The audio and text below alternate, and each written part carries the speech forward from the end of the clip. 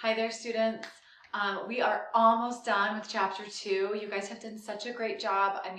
Just think about all the chemistry you've learned, from how does an atom arranged through molecules like water and the properties of water and solutions and pH, ionic and covalent bonds, hydrogen bonds, van der Waals, and now we're kind of rounding out the topic by doing a lesson on organic chemistry. What you might remember is that organic chemistry studies anything that has to do with the atom carbon. And so we're going to start out our topic by looking at the atom of carbon and finding out why structurally we even care that carbon is so special. And then we're going to look at the 4 classes of biological molecules that carbon can make.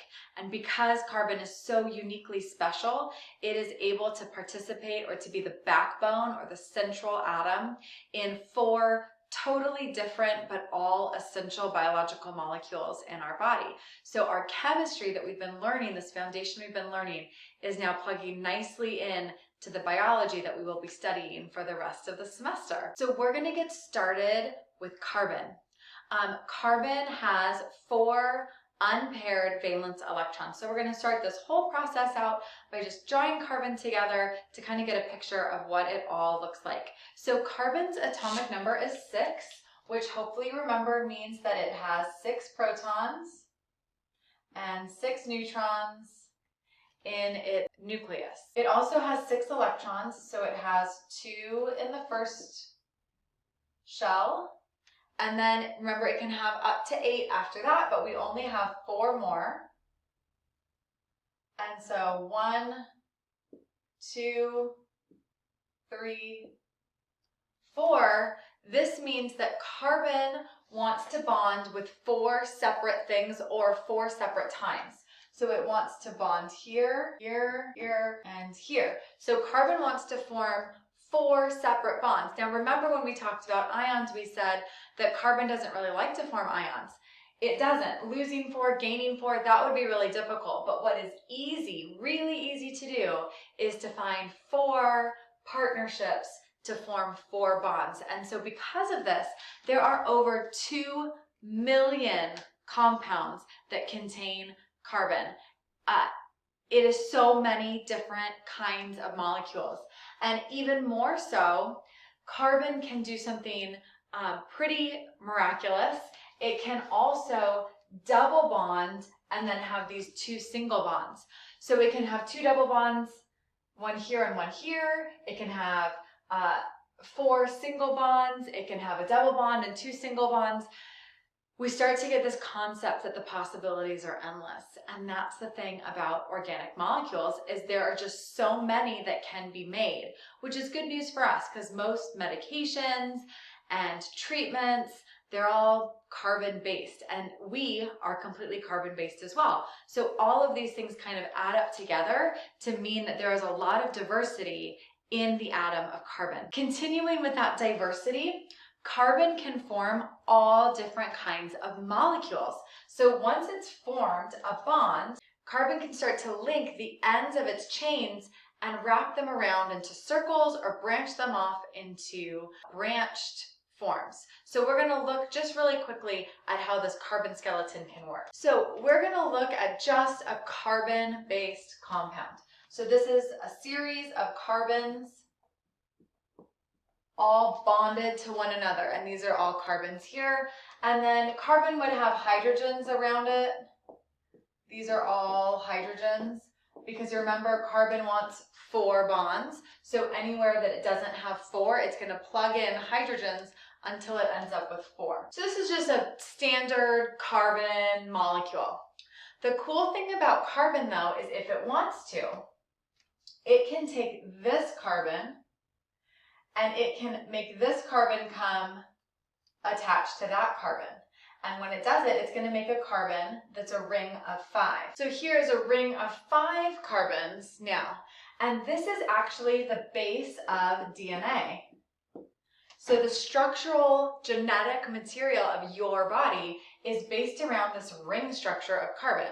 You can also see from the slide that carbon can be branched instead. It can have double bonds. It can have single bonds. All of these things contribute to the diversity of carbon. That means that carbon can pretty much make anything that we need it to make for our bodies to be strong and healthy. So carbon makes a lot of molecules, and there are 4 very specific classes of biological molecule that we are going to be looking at in this chapter. They are carbohydrates, lipids, nucleic acids, and proteins. So these are our 4 main types of biological molecules. From these 4 types of biological molecules, all of you and all of me are formed from combinations and patterns of these 4 molecules. But each of these 4 molecules is formed from a common structure. First of all, they're all made from carbon. They all have carbon as their fundamental base structure. Secondly, they're made of monomers, which can combine to form polymers.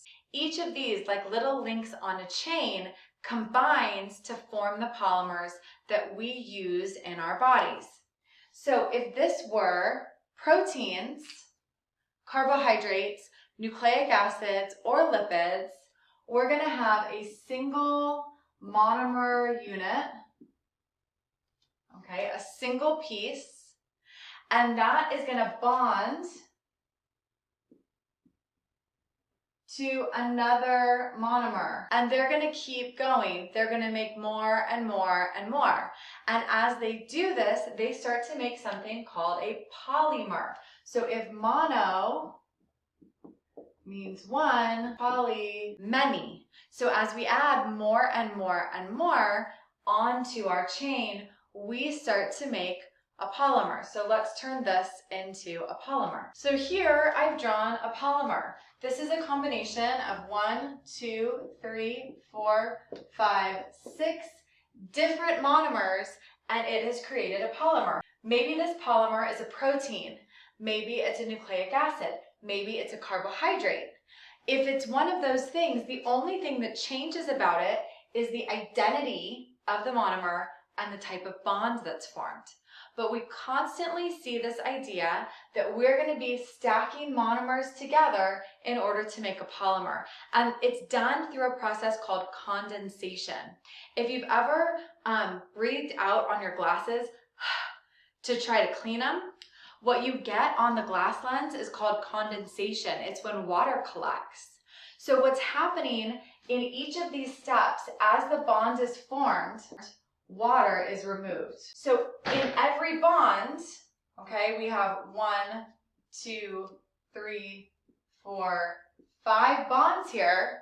5 bonds. 5 bonds means 5 waters got removed in the creation of this polymer, which is just an important reason where we see that water is vital in all of our life's processes. So we need water, water, water in our bodies in order to keep our bodies healthy and working well.